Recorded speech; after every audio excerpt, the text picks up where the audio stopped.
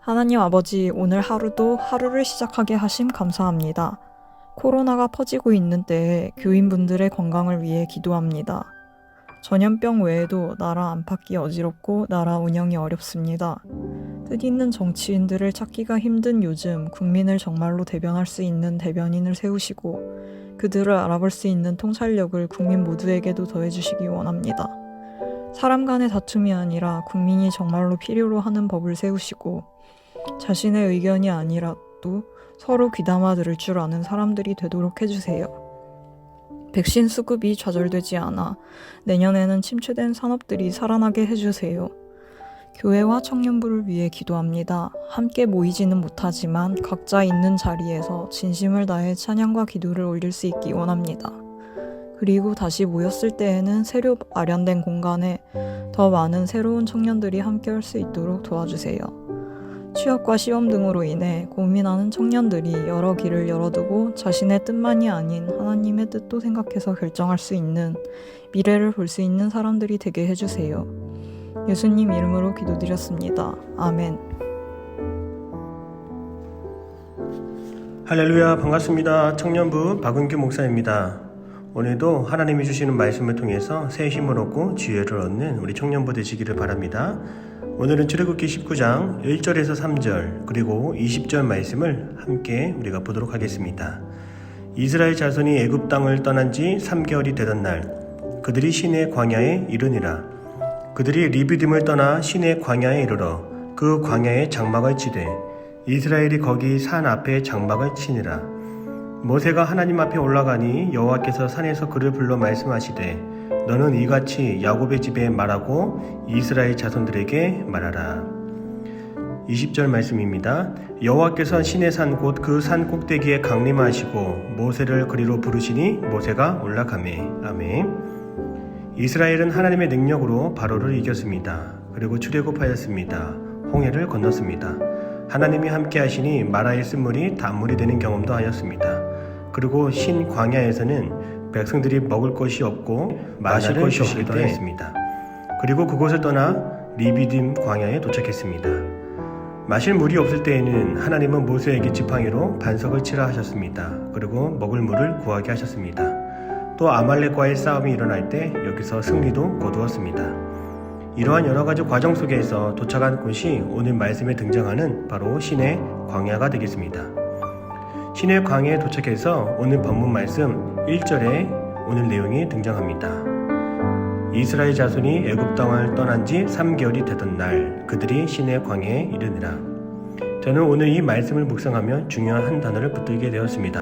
바로 그 날이라고 하는 단어입니다. 공동 번역으로 보면 바로 그날, 히브리어로는 바욤 하제. 신의 광야는 다른 광야와는 달리 특별한 곳이었기에 바로 그 날이라고 주목하고 있습니다. 신의 광야는 다른 광야와는 달리 특별한 곳이었기에 신의 광야에 도착한 그 날에 주목하고 있습니다. 3절 말씀을 보겠습니다.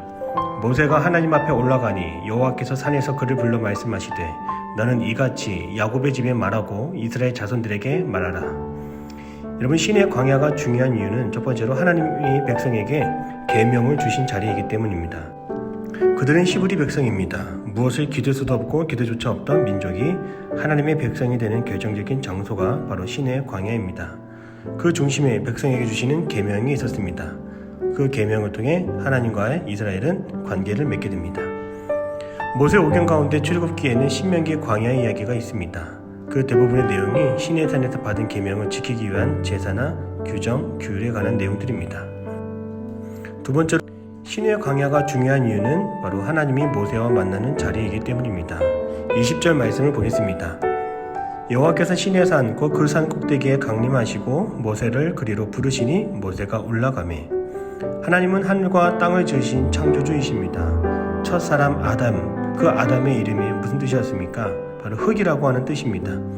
하나님은 이 땅의 관리자로 아담을 세우셨습니다. 그러나 문제는 하늘의 하나님과 이 땅의 인간과는 무한한 거리가 떨어져 있다는 것입니다.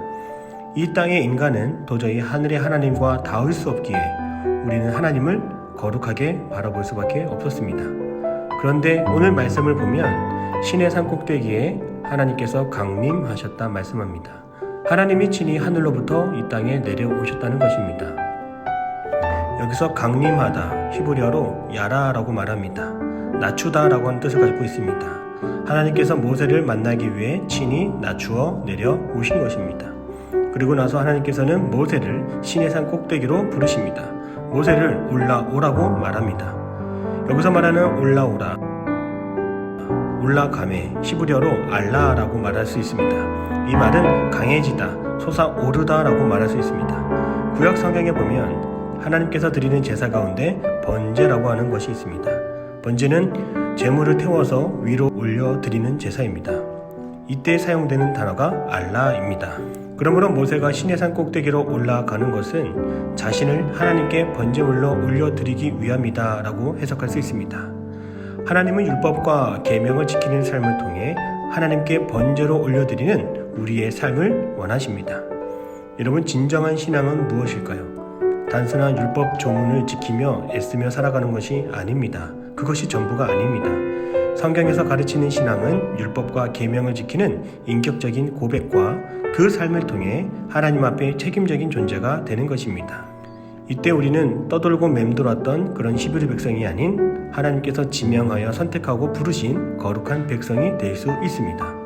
그러므로 우리에게도 바로 그 날이 와야 합니다. 오늘 우리의 하루하루의 삶이 바욤하제, 바로 그 날이 되기를 바랍니다. 하나님이 나를 부르시는 날이 되며 우리가 말씀을 통해 주님께 가까이 나아가 내 삶을 주님께 올려드리는 그런 거룩한 날이 되기를 바랍니다. 코로나의 고단한 시기야말로 진정 우리의 삶의 고백을 하나님께 올려드리는 바로 그 날이 되기를 바랍니다. 코로나의 혹독한 시련을 어떻게 견디느냐 이렇게 묻는다면 이렇게 대답하십시오. 바욤하제, 바로 그날. 저는 오늘 바로 그 날로 삼기를 바랍니다. 나의 삶을 주님께 올려드리는 하나님께로 향하는 그런 삶이 되기를 고백하는 저와 여러분의 삶이 되기를 바랍니다. 광야 같은 우리의 삶, 끝까지 우리에게 주시는 그 하나님의 말씀들을 붙잡고 열심히 달려가는 저와 여러분의 삶이 되기를 바랍니다. 아멘.